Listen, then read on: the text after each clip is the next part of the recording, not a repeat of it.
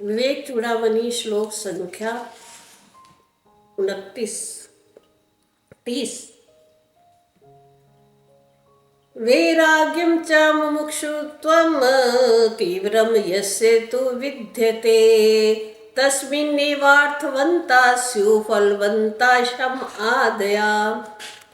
यहाँ पे शंकराचार्य जी कह रहे हैं कि वैराग्य और मुमुक्षुता वो उसकी फलभूत होती है जिसके अंदर ये षड संपत्ति जो होती है उसी की तीव्र चलेगी, जिसके अंदर वैराग्य और मोक्ष तीव्र होंगे।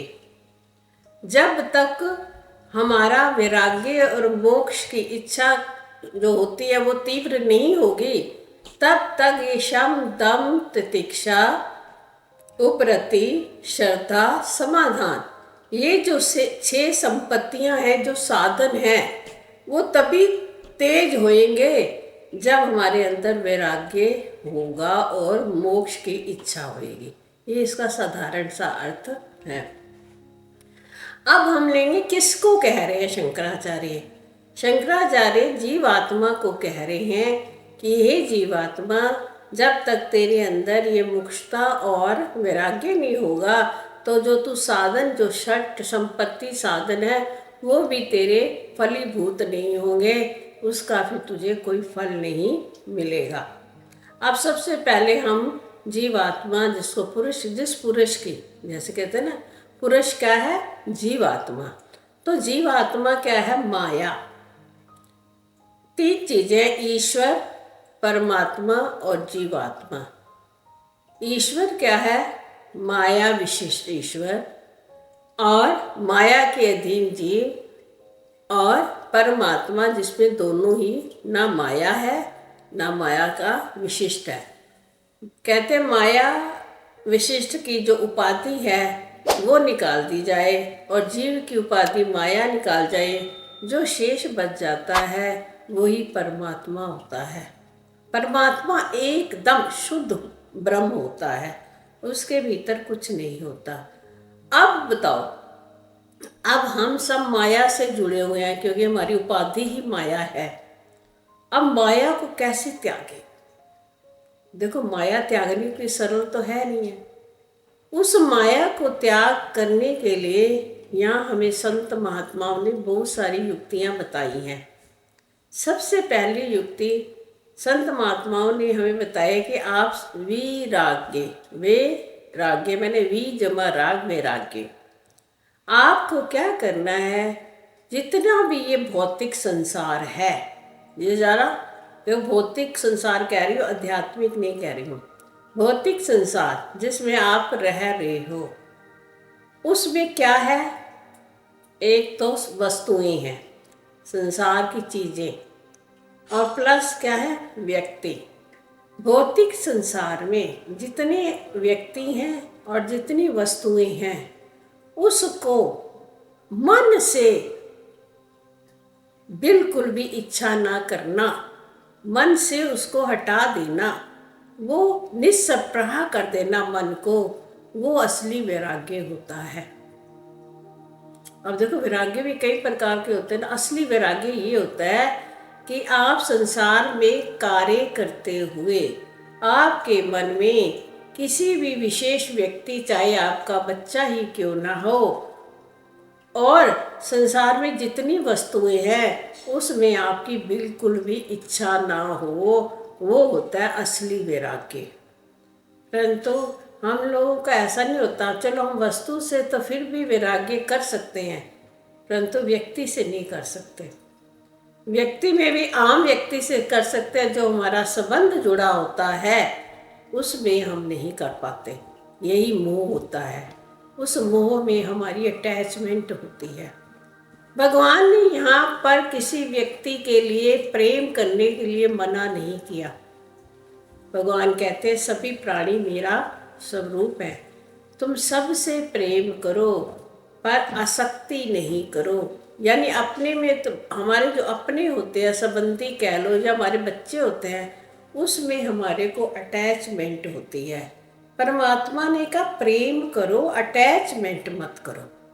उसी को विराग कहते हैं। यानी संसार में रहते हुए हमने कोई अपने कर्म नहीं छोड़ने कि हम अपने कर्म छोड़कर बैठ जाएं और हम कहेंगे मैं संसार से वैराग्य हो गया। ये भगवान ने कभी भी, श्री कृष्ण ने कभी भी नहीं अपनी गीता में कहा। कर्म करते हुए, कर्तव्य कर्म करते हुए, सबसे प्रेम करते हुए आप संसार से वैराग्य ले सकते हो। ऐसा वैराग्य खाली हो, एक तो हम चीज को छोड़ना चाहते हैं। देखो 4 प्रकार के वैराग्य होते हैं। एक तो हम किसी को छोड़ना चाहते हैं परंतु छूट नहीं पाती हमारे से, हमारी आदतें। हम चाहते हैं अपनी आदतों को छोड़ें परंतु थोड़ी देर के लिए छोड़ते हैं, फिर वही आ जाती है। एक दिन हम ये एक संकल्प कर लेते हैं कि आज हमने किसी की निंदा नहीं करनी, दूसरे दिन फिर भूल जाते हैं और फिर करना शुरू हो जाते हैं। ये मैं छोटी सी बात बताई है, और कई बातें हैं। तो ये क्या होता है, वैराग्य का रहना नहीं होता।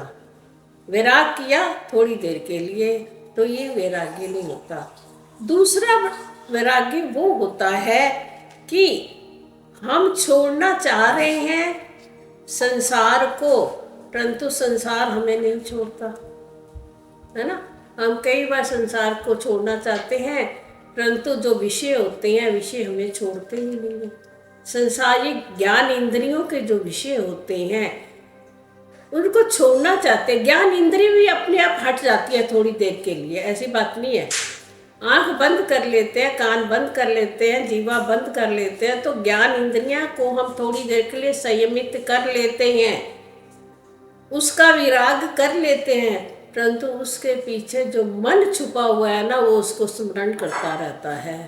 तो फिर वैराग्य कैसे होगा, नहीं हो सकता ना। मान लो आंखें बंद करके फिर अंदर से याद कर रहे हैं, अरे आज ये देखना था, यार ये खाना था, कर्म इंद्री कह रही है भोजन का स्वाद आ रहा है, और कानों में आवाज आ रही है, आंखों में, और दर्शन किसका कर रहे हैं। तो ये भगवान ने कहा ये भी वैराग्य नहीं होता। जब हमारा मन इंद्रियों के विषयों को तो त्याग देवे, ठीक है ना, परंतु मन नहीं, इंद्रियां अपने विषय को तो त्याग देती हैं परंतु मन उनका सिमरन करता रहता है। मन जो है वो कभी भी हटता नहीं। तो ये तीसरे तरीके का वैराग्य होता है। कहते हैं असली वैराग्य वही होता है जो तुम्हारे मन में इस लोक के सुख और परलोक के सुख दोनों की इच्छा समाप्त हो जावे। यानी कि मुझे इतना वैराग्य हो जाए कि मैं अपने को ये भी न सोचूं कि मुझे स्वर्ग मिल जावे, कुछ नहीं सोचना, एकदम राग से रहित हो जाना। देखो सबसे मन की बात है, ज्ञान इंद्रियों को कंट्रोल फिर भी हम कर लेते हैं, मन नहीं हमारा कंट्रोल होता। तो यहाँ पे कहते इंद्रिया नाम मनोनाथा, जो इंद्रियों का जो नाथ है, पति है, वो हमारा मन है ना। सब कुछ मन, जब तक इंद्री जो है मन में नहीं धारण करती तब तक कार्य कर्म इंद्री नहीं चलती है। और मन का भी आगे कोई गुरु है ना, कोई बता सकता मन का गुरु कौन है? वो नहीं, चंद्रमा नहीं। मन क्या चीज है? आचार, मैं रोज सबको बताती हूँ, विचार आना ही मन है ना। विचार का ठहर जाना ही मन का ठहर जाना है। और गीता में भी आपने श्लोक पढ़ा था ना, चंचलम ही मना कृष्ण परमार्थी बल वद दृढ़म तस्य अहम निग्रह वायु रिवसु दुष्करम। तो वहाँ का कहा जैसे वायु को नहीं रोका जा सकता ऐसे मन को नहीं रोका जा सकता। जैसे इंद्रियों का जो नाथ है वो मन है, मन का जो नाथ है समझो वो क्या है, मनोनाथस्तु मारुतः, यानी कि वायु। वायु के समान मन चलता रहता है ना। तो फिर हमें मन को निग्रह करने के लिए, मन को एकाग्र करने के लिए क्या करना होता है? अपने श्वास उच्छ्वास पर ध्यान देना, इसी को ध्यान कहते हैं, है ना। अपने श्वासों के ऊपर ध्यान देना ताकि मन हमारा एकाग्र हो जावे। ये हमें करना बहुत ही आवश्यक होता है। तो फिर उन्होंने आगे कहा ये जो शम दम आदि हैं, ये तभी फली दूसरी लाइन की ये अर्थ बता रही हूँ मैं। पहली लाइन का अर्थ मुझे बताया, पहले तो जीव पुरुष कौन है, जीव कौन है, फिर उसका वैराग्य क्या होता है और असली वैराग्य क्या होता है। अब मैं आपको मुमुक्षुता के बारे में बताऊंगी, मोक्ष की इच्छा। मोक्ष की इच्छा वो होती है जो कि हम संसार से जो बंधन हमें, जो जीव के बंधन है, ये संसार है, संसार में क्या है, माया है, इस माया से छूटना और संसार से मुक्त होने का नाम मोक्ष की इच्छा है। अब जिसके अंदर संसार से छूटने की इच्छा ही नहीं, बिल्कुल भी नहीं, पता ही नहीं, तो वो कितना अपनी ज्ञान इंद्रियों पर निग्रह कर ले, शम कर ले, दम कर ले, तितिक्षा कर ले, उपरक्ति कर ले, श्रद्धा कर ले, तो उसका काम नहीं बन सकता, क्योंकि उसको संसार से मुक्त होने की इच्छा नहीं है। और यहाँ पे उनका जब तब खाली इतना भी नहीं कि हाँ जी मैंने इच्छा कर ली, हम भगवान गुरु जी के पास गए, गुरु जी हमें मुक्ति चाहिए, गुरु जी हमें मुक्ति चाहिए, तो ये तो क्या हुआ, ऊपर से कह रहे हैं ना, गुरु जी मैं वैराग्य चाहता हूँ मेरा से। गुरु जी ने कहा आप 1 महीना मेरे पास रह लो और 1 हफ्ता रहते हो आपका मन तंग आ जाता, आपका मन करता है अपने घर चले, तो क्या ये वैराग्य हुआ या ये मोक्ष की इच्छा हुई। और यहाँ पर शंकराचार्य जी कह रहे हैं जब तक जिसके अंदर विराग और मोक्ष चाहने की इच्छा इतनी तीव्र हो जाए, इतनी तीव्र हो जाए कि तुम उसके बिना रह नहीं सकते, तो तुम्हें ये शम जो है, दम, इनका फल तुम्हें तभी ही प्राप्त होगा। देखो शम क्या था, मन को, और दम, शम था 5 इंद्रियों पे निग्रह करना, और मन था, दम था मन पे निग्रह करना। मन पे कैसे निग्रह करें, जब कोई इच्छा होएगी तभी तो करोगे।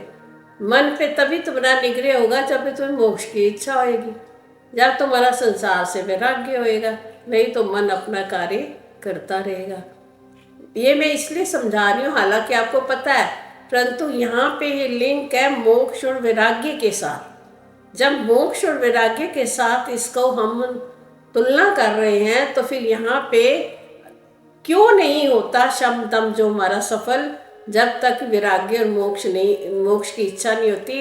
इसलिए ये दोबारा मुझे कहना पड़ रहा है कि चाहे तुम अपने ज्ञान इंद्रियों पे जितना निग्रह कर लो, उसका क्या फायदा, उसको कंट्रोल करके तुम अगर चाहते ही नहीं कुछ, मानो एक चीज आपने अपने हाथ में ले ली, उसको यूज नहीं किया, है ना, आपके पास धन तो बहुत इकट्ठा हो गया, है ना, बैंक भरे पड़े हैं, और उस धन का आपने प्रयोग ही नहीं किया, तो उस धन का क्या फायदा।